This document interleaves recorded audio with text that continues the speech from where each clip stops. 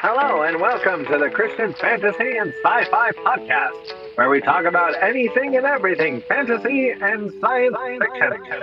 Your host is Matt Crosswhite, and the subject matter expert is Josiah Marshall. And here we go.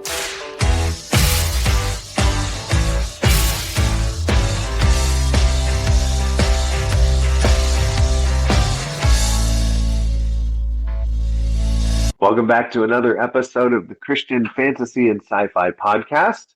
I'm your host, Matt Crosswhite, joined by subject matter expert Josiah Marshall. How are you today, sir? Hello, I'm doing well. Excellent. So we're taking a break from our talking about top threes and top favorites of Josiah's of different print media or movies of either fantasy or sci-fi to highlight a specific author today. Isn't that right? Yes, something I enjoy doing is being able to spotlight certain authors and talk about their books. Sometimes I like to do it so that I can introduce them to other people, whether it's an established author or a newly just out of the publishing pool author. So yeah, it's something I've enjoyed doing even when I used to own my bookstore. Excellent. And there was even I told you a story yesterday. You and me had that 2-hour long conversation with you walking around that bookstore, and Yep. There was I for a very short time over Christmas holiday season. It was a seasonal position at Barnes and Noble, and I usually when you work at Barnes and Noble, at least back in those days, you had people over each section. That way, if that were familiar with that section, so that if they had a customer come in and going, "Hey, I'm looking for a new book in this area," oh well, then I've got the book for you. And Sure. there were some books on their shelves, and there was one other person working there that, well, actually, no, that's not right. There was 3 other people, really, but there was one that was basically claimed science fiction and fantasy as their area of the store. But those 3 people, I actually talked to them at various points, and I said, well, what do you think of Danita K. Paul? And they go, who? And so I took them to the section, and I said, look, that author right there on the top shelf. And they go, I don't know if I've ever noticed that book before. And it was kind of different with me being able to come in and go, well, here's some of the more obscure ones that a lot of people haven't read. But the funny thing is that because of that fact of not many people knowing about it and it not flying off the shelves, when a customer came in one day, it was a grandmother looking for books for a dragon of a girls with dragons in it that was appropriate for a young girl, her granddaughter. I showed her that book immediately. She bought every book we had on the shelf, which I think we actually had the entire series. And I told my manager, and she says, great, glad you got rid of it because we're not getting it again. Oh, wow. I was like, oh, bummer. Because none of the salespeople knew about it, so none of them were pushing it. Exactly. Wow. And, I found the funny thing is that when I worked with books, that even when you've got established authors and award-winning authors at that, people still they don't know about it. I remember pulling someone back. Well, not pulling. Excuse me. They pulled me back there, and it was a customer, and they were talking to me, and they started asking me some pretty basic questions on some. Let's see, Alan Foster Dean, which wrote a lot of the Star Trek science fictions, novellas or novels. Let's see. They asked about him. They asked about George R.R. Martin, Robert Jordan. I remember. Oh, that's right. I remember they're standing there and they're looking at the cover of, I think it was Mistress of the Empire. Yeah, it was Mistress of the Empire by Raymond Feist and Janny Wirtz. It's part of their Empire trilogy. And they said, well, this looks kind of wild. that's a very elaborate dress. Do you think this would be worth it? I said, oh, that one's definitely worth it. And they'd never heard of Janny or Raymond. So it's like, you know what? That's okay, though. Everybody has different stages where they start from. And you got to start somewhere, right? I knew someone that read and only read Piers Anthony. And anytime they tried to get into any other type of fantasy, they couldn't go there because they kept expecting some of the. So Piers Anthony has some odd ways of using fantasy, especially in what would be considered modern contexts. And so they got so used to that satirical humor that they didn't want to go with anyone else. So they only read Piers Anthony. But that's the thing. When you get introduced to something, it becomes your first go-to, right? And growing up in Utah, that one author that I kept hearing over and over and over again, I mean, almost to ad nauseum, was Orson Scott Card. Sure. Which is the author I kind of want to focus on today. But before we got started, I mentioned this and you got all excited. And I did. remember, we've had conversations about Orson before, but I think this may be the first time you've told me something regarding how his books impacted your life. Can you tell us how that happened and what caused it? Sure. So before we started recording this episode, I mentioned that in my senior year of high school, I took a literature class, and our teacher had us read the first two books of the Ender game of the Ender series. So the first book being Ender's Game, and the second one being Speaker for the Dead. And later I would go on to go to Embry-Riddle Aeronautical University, and then pretty dramatically shift gears away from global security and intelligence analyst to being a counselor. And then I got my master's in counseling. And as I started my counseling degree program, gosh, I don't even want to think how many years ago now. Welcome to old age, my friend. Right. I remember looking back from that point, going, "How on earth did I get here?" And I was tracing it backwards, and it took me all the way back to that class in high school where we read Speaker for the Dead. And that, my wife and I were just talking to her family about it just yesterday, in fact, about Speaker for the Dead and what an impactful book that was on me personally, and how when we first started dating and became engaged, that was my deal breaker book. If you don't have to like it, but you have to read this book in order for us to go further in our relationship. But I can trace my counseling interest or career. The first seed of it was that book, Speaker for the Dead. So I to be perfectly honest, I couldn't finish the series. I got about halfway through the next book called Xenocide. I just couldn't get into it. I don't know if it's because I loved Speaker so much and I'd read it 3 or 4 times, and then Xenocide took a turn away from it. Well, I don't know what it was, but I just couldn't get past that. But yeah, that's my history with it. All right, then. Well, that's the interesting thing about story. The story can impact our lives in some pretty powerful ways. I wrote a piece on story last year, and one of the lines I put it into it is that stories give us the power of meaning.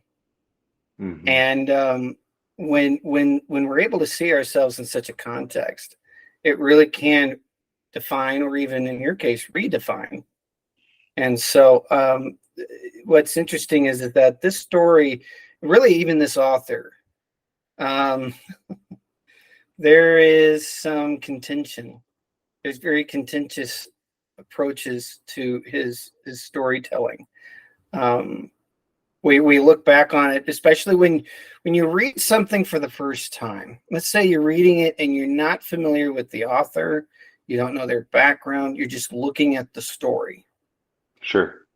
There are things that even stand out in the story that I remember a young lady getting all hopping angry about. And you know what, frankly, I can understand where she comes from. So before we get going too farther, let's definitely talk about the fact that Orson Scott Card got started very, very early on, in the sense that it was back in 1985 that Ender's Game was published. So it was pretty much at the height or coming on, yeah, more maybe towards the what would be considered the other end of the big 70s height of fantasy and science fiction, especially when you look at oy vey, some of the science fiction that came out of the 60s and 70s was a bit out there. I remember you being at that bookstore and sending me a book going, what do you think of this? And I was like, well, I would hold your horses on that one. Yep. It got into some crazy stuff because science fiction was used heavily in philosophy during the 60s and 70s. That's how we got Planet of the Apes, for crying out loud. It was Minority Report. Minority Report, Philip K. Dick. Yep. These were philosophers. Even Isaac Asimov was a big philosopher. And Orson Scott Card is a philosopher in his own right. Mr. Card he was born and raised in a very prestigious Mormon family. He was the great grandson of Brigham Young. Brigham Young had several wives. I actually knew the granddaughter through his third wife, a lady named Sandra Tanner. I actually know her. She's a sweet lady. But yeah, so Brigham Young had a lot of kids. Very big family. So he was actually born in, I should caveat this to say he was actually born in Washington State, but he grew up in Utah. And and he also spent some time in California. But when he came back to Utah, and he was also a teacher at Southern Virginia University, which I think he's still there. It's at the Southern Virginia, and he teaches English there, I believe. I think he's still there. But he is a practicing member of the LDS faith, and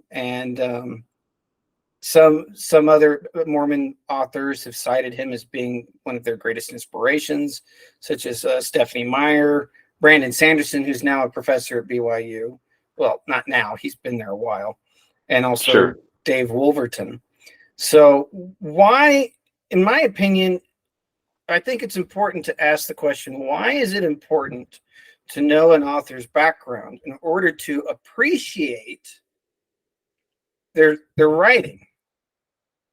Because when you get into Ender's Game, there was a line in there that when I met this young lady, really it didn't vibe with her very well at all. She didn't like it at all. And I actually looked it up. This is the line.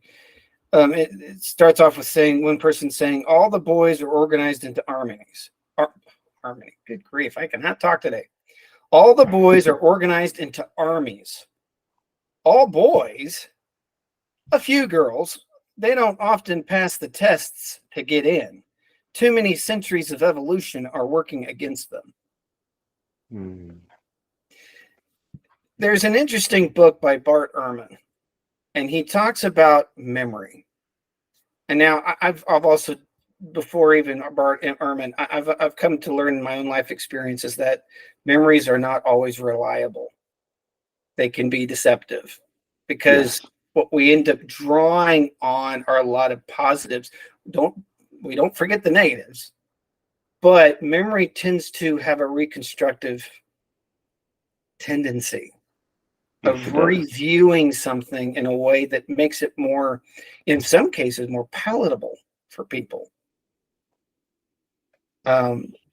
So when you start reading these books and you start picking up on some of the thinking and it starts bothering you, it's important to even allow yourself to process that.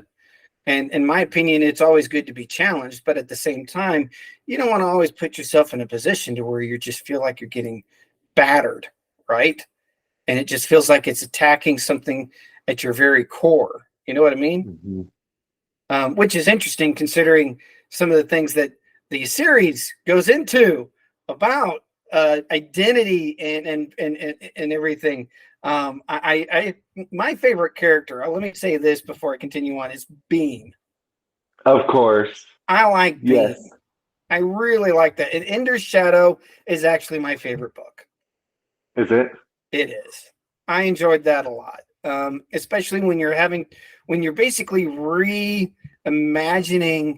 a child that young being aware enough to crawl into a toilet tank to save his life. You go, Yeah. okay, this is definitely in the world of science fiction. But when you start putting together some of the pieces, you realize that there are definitely some heavy influences going on. And I wouldn't even say now, some people would have actually heard the suggestion that it's all of it's being influenced by his faith.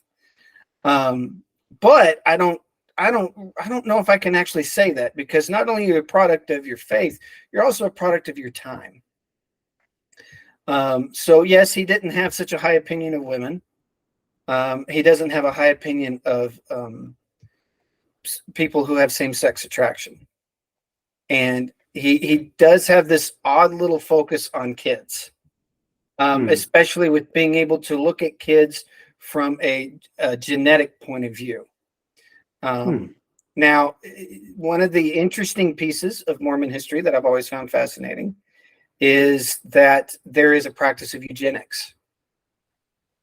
Most people may know, if you haven't, eugenics started back in the 1800s by this guy who decided that there would be a way of propagating humanity in such a way as to remove certain weaknesses and deficiencies that they considered to be a weakness. Sure. The Nazis did that during World War II heavily. That was definitely extreme, and I mean to the nth degree extreme with what they did. Right.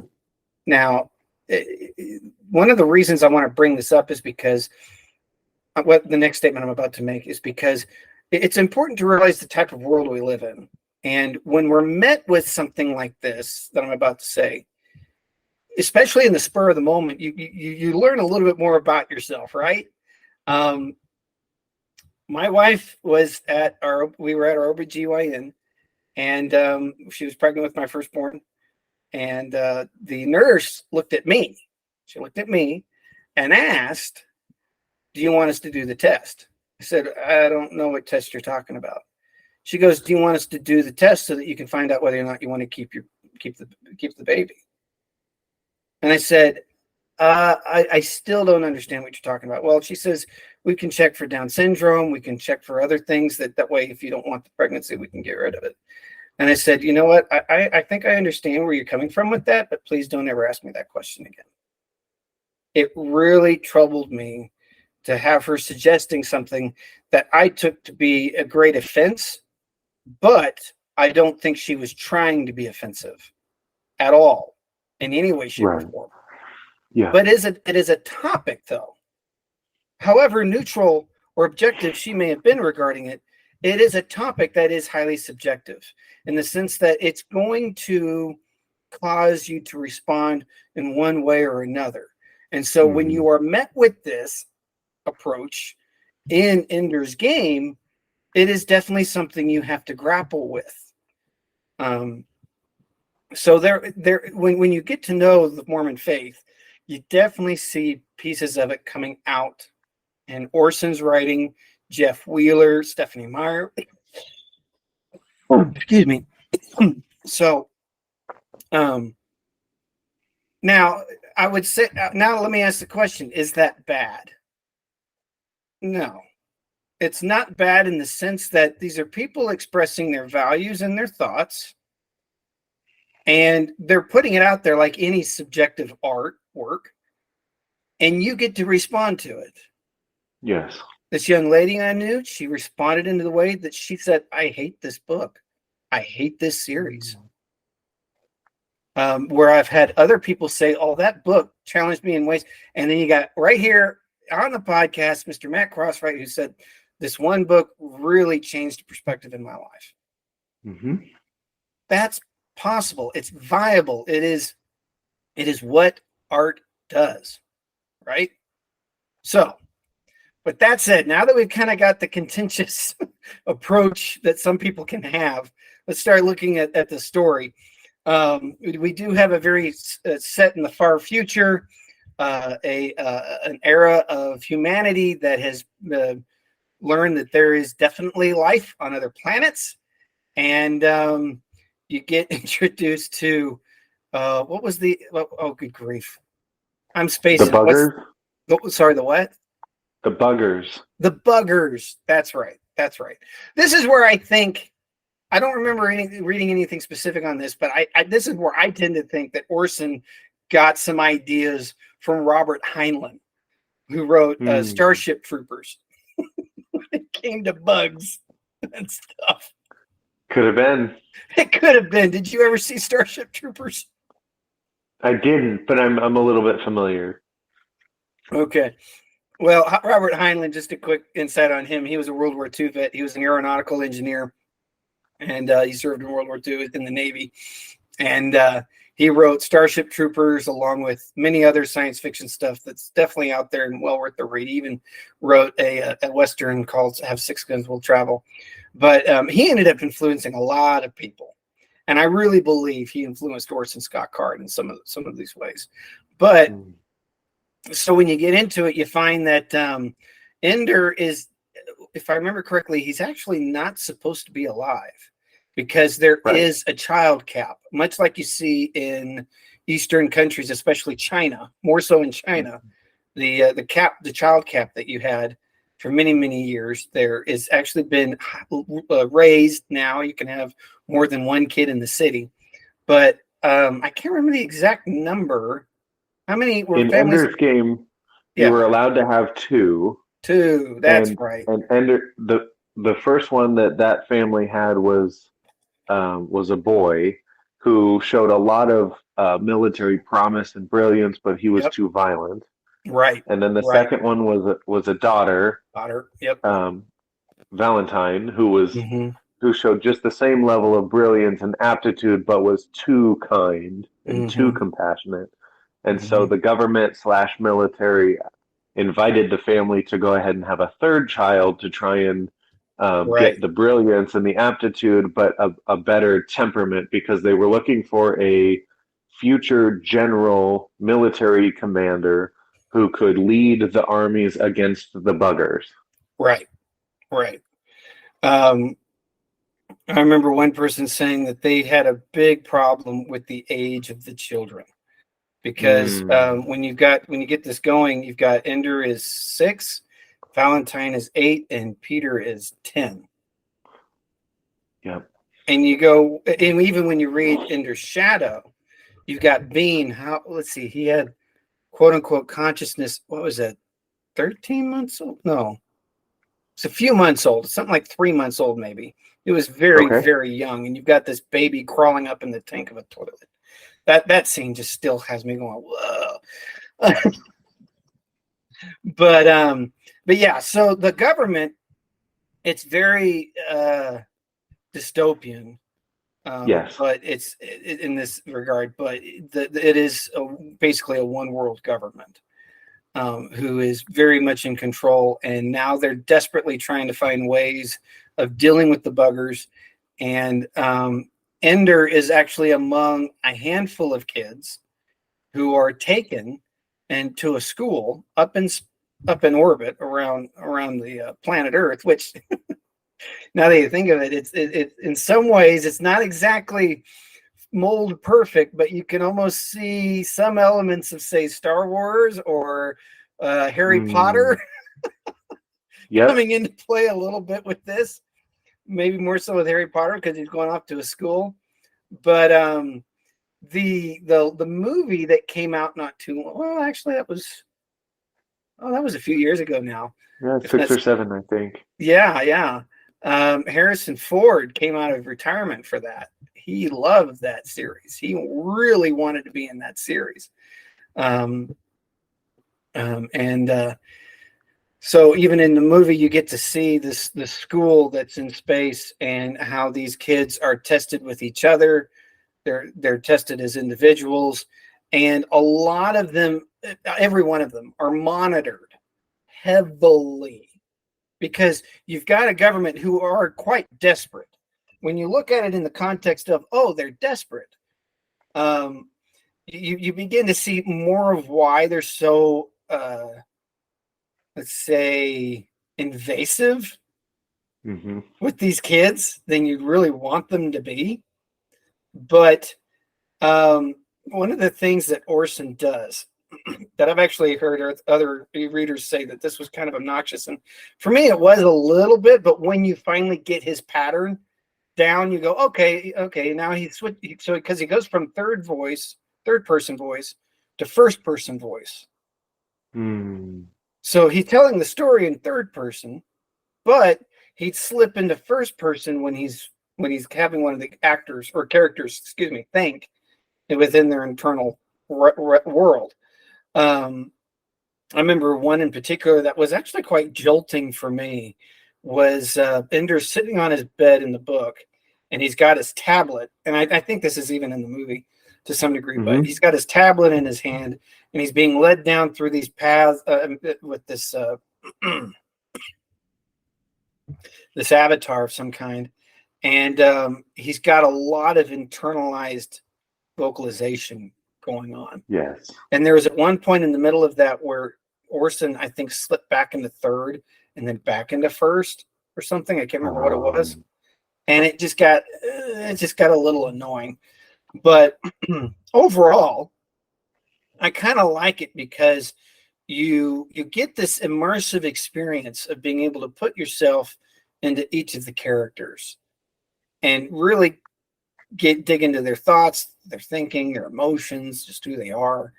And I think that actually plays a strength to the interest of the story, because it is an award-winning book. What was that, a Hugo? Yeah, I'm pretty sure that was a Hugo award-winning book, and which is considered the number one award in the fantasy world. But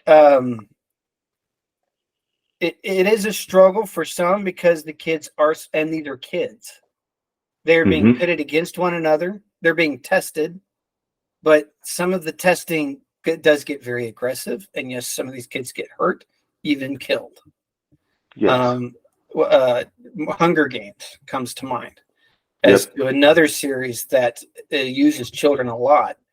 And while some people might say it's absolutely despicable to have such a use of character, especially at certain ages, and having them do and saying and treated a certain way, one of the ways that story, let's keep that in mind, a subjective art story can do is ask questions. What would be a reason to use children? That's just a simple question. What would be the reason to use children? And they even asked that in Ender's Game. I use kids. They're less encumbered, was one of the characters that said that they're less encumbered with experience. They're less encumbered with doubts and confusion when it comes to a longer lifespan. There's a great deal more innocence. There's a great deal more vigor with them being more resilient. Set in their ways. And they're less set in their ways. Exactly. And so they tend to be, as a result, more malleable. You can get them to do and be what you need them to be, which in that regard, from the get-go, you almost get this idea that the children are like golems. Not to Hmm. get too creepy here, but you could almost see this as a means of children being used as golems because they're so much more innocent and they're much more malleable, that you're able to personify them in a way that you're able to endow them with certain things that you might not endow someone else with. There is a certain innocence to that, but yet you're still left with the conflict of going, well, wait a minute, why are we using kids? Right. Especially when you're using kids manipulatively, because the government does manipulate these children into thinking they're just playing games, right? And then it's But all just training. exactly. But what Ender later learns is that majority of it wasn't training. It was actual battles that he was commanding with the buggers. Yep. Spoiler alert. Yeah, spoiler alert. And it truly made him, it truly just demoralized him.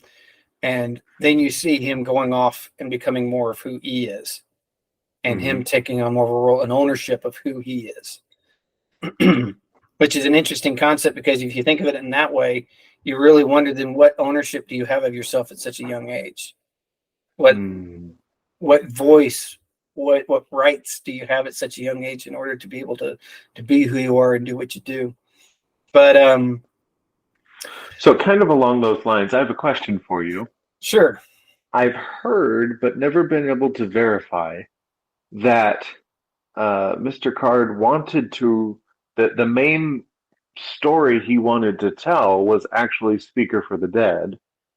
And he wrote the majority of that first, and then realized that the characters that he had built in his mind and in his story, nobody else understood their background, so he had to go back and write Ender's Game first to explain who the characters are and why they are the way they are, so that he could go on to tell Speaker for the Dead. Is that true? As far as I know, it's true. Cool. Because I've heard the exact same thing from multiple sources. From what I understand, that is 100% true.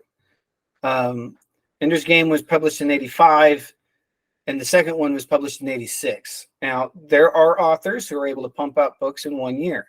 The complexity of these books, though, yield to the idea that, yes, he did have more of this down on paper than In advance. In advance. And so, yes, to my knowledge, all of that is absolutely true. And very cool. So if anyone of our listeners has read Ender's Game or seen the movie and enjoyed it, continue on to Speaker for the Dead, because that was the original one that the author wanted to create, and you've basically just seen or read the prequel. Yeah. Now, one caveat I want to make on this. I could imagine somebody asking me, so what are you doing? Are you advocating for the type of thinking that Orson Scott Card is putting forward in his book that some people might find repulsive? And my answer to that would be no. But what I would say is this: challenged. You are not going to grow.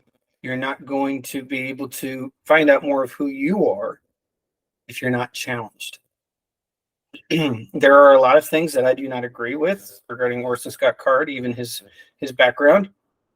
I don't agree even with Jeff Wheeler, which is another prominent fantasy. He's becoming a pretty prominent fantasy writer. He's been on the New York Times bestseller list, but he was also a bishop in the LDS Church. He served a 3-year term, at least. I think he may even served 2. But he lives in Southern California.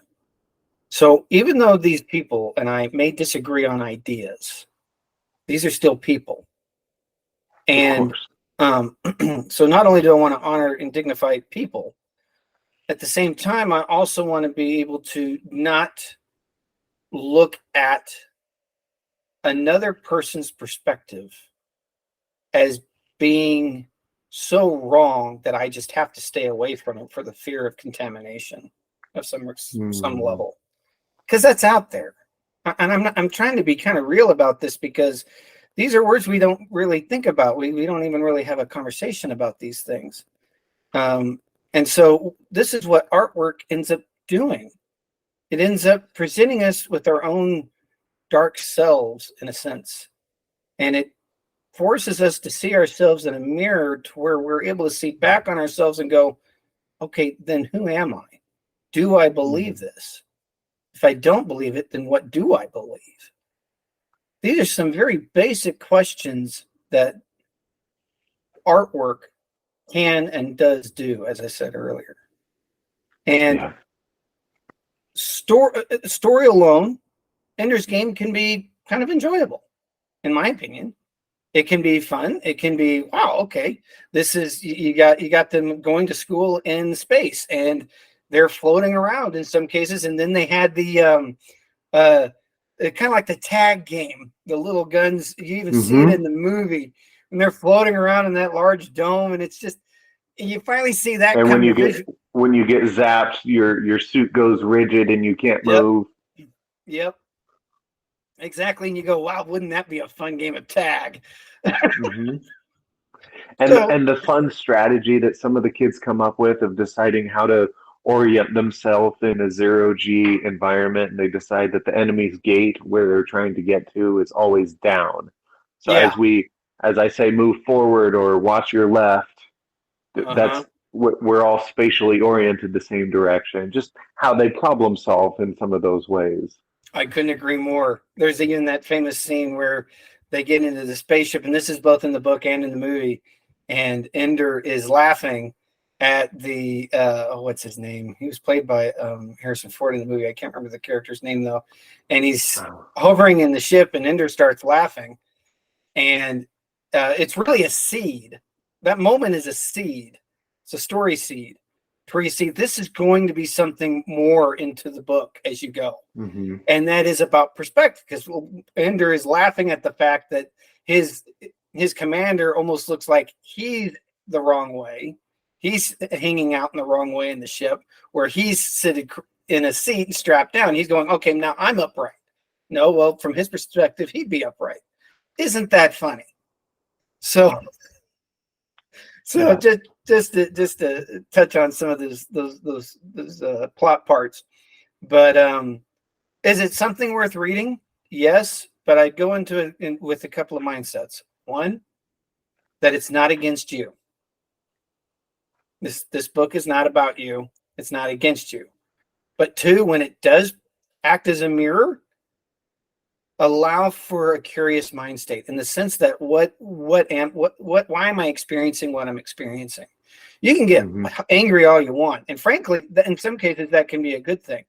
But don't let that anger become something of violence. Let that anger become a motivation of change, whether it's you putting the book down or you going, there is something in my life or in my thinking that I want to change. Yeah. Right? So those would be my first two approaches. My third one is, it's a book. It's a story. And you can read it in any way you want. You don't have to read every single page. You don't have to read every single word. You get to decide how you approach that artwork. You really do. And then the fourth, and that's really in the media that you choose to use. You can go through the movies, but we've actually talked about that once before in on this podcast, about how movies become almost an anorexic approach to the book.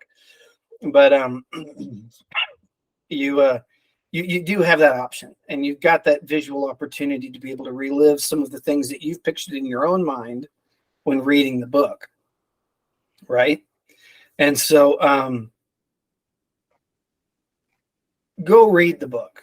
If you don't want to, don't read it. But if I ever was able to make a suggestion, it was to read the book, because having been born and raised within the Christian faith, I was not Mormon or LDS, but one thing I learned was that God owns all truth, and so everybody's going to have some glimpse of truth. Everybody is. It's called general revelation for a reason.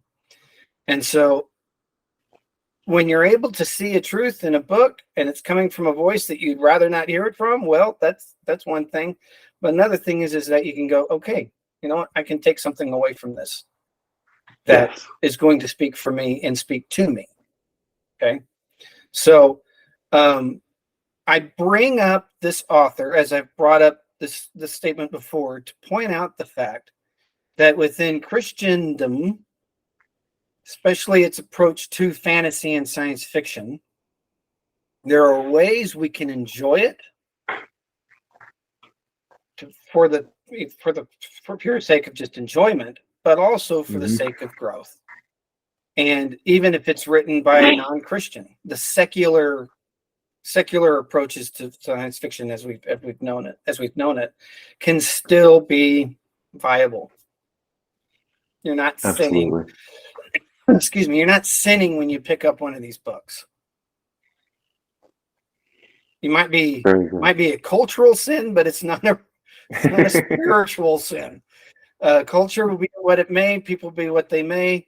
They're going to look at it in one way or another, and each community has to decide for themselves what values that they're going to have and what their limits are going to be. But the fact that you pick up this book and you're told, oh, he's Mormon, he's LDS, and you shouldn't be reading that, you know what? You got to take it for what it's worth, for what whoever's trying to tell you that. But at the same time, you have to make a decision for yourself as well. But make it not just for yourself, but make it for your community. Be a reflection of who you are, and not only just yourself, but also in those that are around you. And the reason I say it that way is because that becomes a theme of the book. That becomes a big theme of the book. So that's my approach and presentation of Orson Scott Card's science fiction series of the Enderverse, as it's sometimes called. And there are ways to be able to appreciate it that's in movie form. You've got books, hardcover, softcover, mass market books. You've got audiobook. I don't know actually of any. I have not seen it. It might be out there, but I have not seen any radio dramas on this one. There might. I've kind of got this feeling that there was a full cast audiobook of it. I cannot recall correctly though, so you might want to go check that out if it's out there. But it is also, of course, in digital format, and you can get that on almost any platform. So, and if you're ever in Utah, here's a little tip. If you're ever in Utah and you go to, say, Savers or some little thrift store, and you know that Orson Scott Card is a big guy here in Utah, you might want to look in the front cover of a book if you see it, because it just might have his autograph in it. Oh, cool. Yep. I've actually found a few of those. That's neat. Yep. Him and Brandon Sanderson. If you know of an author that's living in an area or has lived or worked in that area extensively, the likelihood of finding an autographed book, even at a thrift store, is pretty high. So, interesting. If you're a collector and looking for that sort of thing, that's one way you can go about doing it, besides just going straight to eBay. Sure. So, and with that, we will close our episode. Thank you for listening.